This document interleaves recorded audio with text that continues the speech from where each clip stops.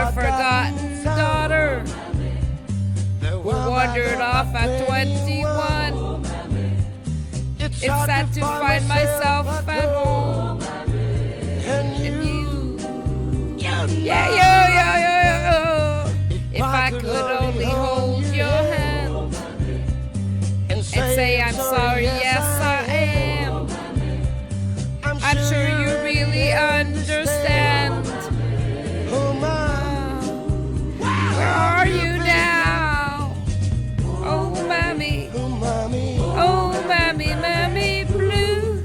Oh, mommy blue. Ah!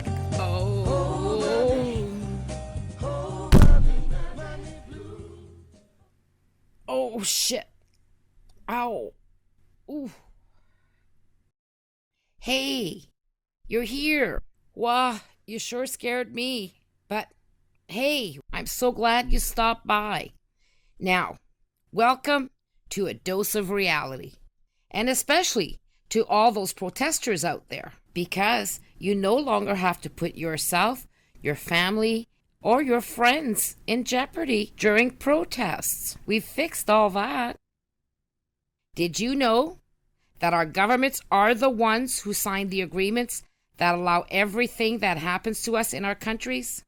Like tar sands, chemtrails, which is actually cloud seeding as well if you look through the government website. And then we have fracking, Monsanto, the problems with the pipelines, uranium, etc., and including the international trade deals that allows other countries through the World Trade Organization, WTO, to sue our countries, provinces, and communities left, right, and center if we shop local in our own provinces. Imagine that! Can you believe it? They are determined to force their new world order on us, one way or another, either through trade deals, our love of the environment, or even if they have to play good cop, bad cop, while they cop us to death with Cop 21. Here's an example regarding green technology, for God's sakes. Ontarians paid $37 billion extra for electricity from 2006 to 2014. The Star reports Ontario's electricity consumers are being zapped for tens of billions of dollars due to overpriced green energy, poor government planning, and shoddy service from Hydro One, says Auditor General Bonnie Lysyk. In her annual report, she concluded ratepayers forked out $37 billion, more than necessary, from 2006 to 2014, and will spend an additional $133 billion by 2032 due to global adjustments, electricity fees on hydro bills. Now this is because of global governing. Wake up! This is ridiculous. This makes no sense. And now the World Trade Organization is suing Ontario. We need to wake up. And now we are being sued over it? Come on! How many times do we have to pay for our energy? We already paid it a long time ago. And we still have to keep paying for it. Where's the justice in that? Now, this document was provided by citizens.org, bless their hearts. Okay, let me read through this. The WTO ruling, in its November 2012 ruling, the WTO panel found that, as alleged by Japan and the EU, the domestic content requirements in Ontario's program violate Article 3.4 of the GATT by granting more favorable treatment to renewable energy equipment produced in Ontario than to renewable energy equipment produced abroad. Therefore, the panel also found that the FIT provisions violate Article 2.1 of the TRIMS as an investment measure inconsistent with GATT Article 3. The panel did not agree with Canada's argument that its feed-in tariff program was a government procurement policy not subject to the anti-discrimination clauses of the GATT. This is because the panel found that the Ontario government's purchase of electricity was with a view to commercial resale, since the procurement electricity was then sold to Canadian customers, as is standard for public utilities. Under GATT Article 3, the only way that a government can favor domestic products... Now, listen to this carefully. I'm going to reread this. The only way that a government can favor domestic products in procurement policies is if the procurement is not with a view to commercial resale. The panel's interpretation is worrisome for clean energy policies. It means that a public utilities procurement of electricity from an electricity generator, as long as it charges a fee for usage of the electricity, is not under the WTO considered government procurement and will not therefore be exempt from GATT Article 3 national treatment obligations. In the vast majority of the world's public energy utilities, which indeed charges fees for electricity, are seen as being obliged to comply with GATT restrictions against local sourcing for electricity generation. Then, WTO rules present an enormous hurdle to the transition to a clean energy economy. You hear the doublespeak here? See how they lie? The WTO is behind COP21. Do you see the reality here? Or will you remain blinded by their forked tongues? And to further remain blinded by their carefully crafted words to keep you in bondage to debt slavery forever. Now, the link to the WTO documents can be found here. Now, what do you want? What is it that we want to do with this? What are we going to do about it? Now, get this through your head.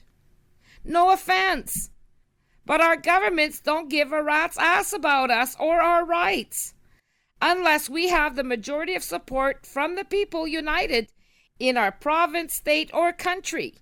Face it, we have nothing unless we unite and actually be on the same page. Now, imagine public utilities should never have been part of these deals.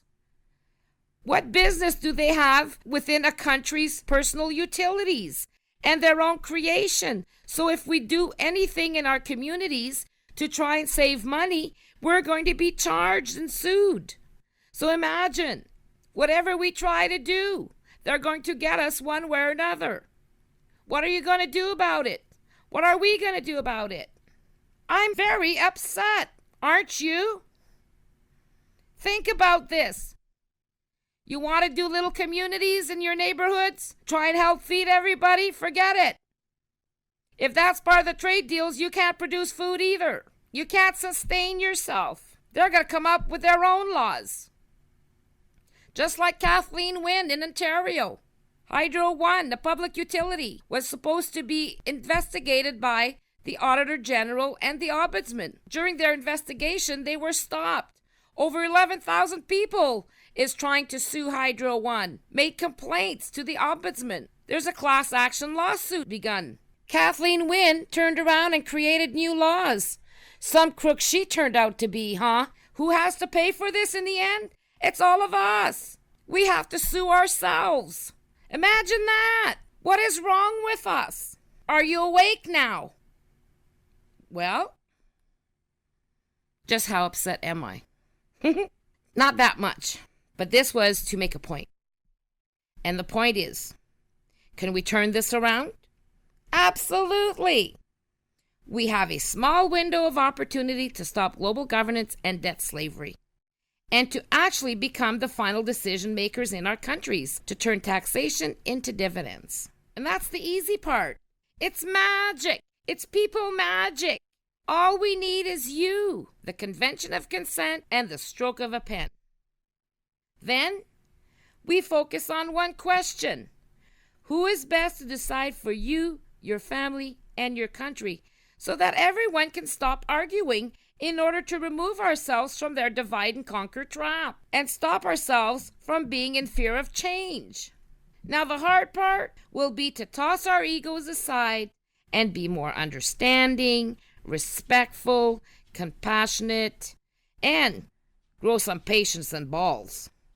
Well, and not to mention a whole lot of love, as we need to see ourselves for what we truly are. Human beings, all equals, none better or more special than another, which is what we actually are within all of creation. It's common sense. There's no separation. Once people realize this, then the powers that be can no longer control us or have any power over us whatsoever. There is no reason to fear change.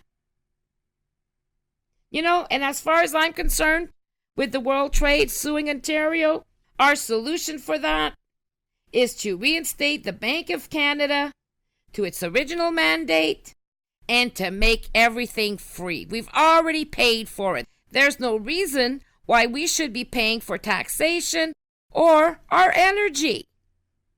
That should be automatic.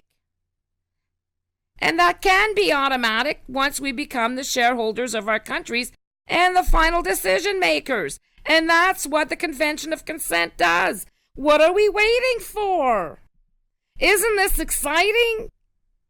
It's easy.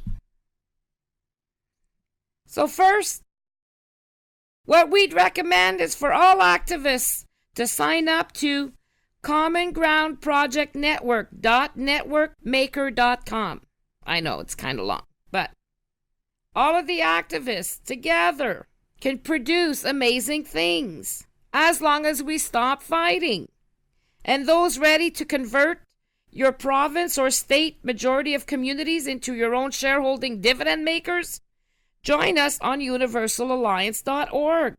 Remember, the UN is not your friend, and neither are those who infiltrated the Vatican or our governments. But together, they can't outsmart us. Together, we stand strong, and together, we can do this. And ensure that nobody ever goes hungry again, is ever homeless, or ever has to worry about not being able to eat or pay your rent. So what do you say? Now, first of all, we need to be educated.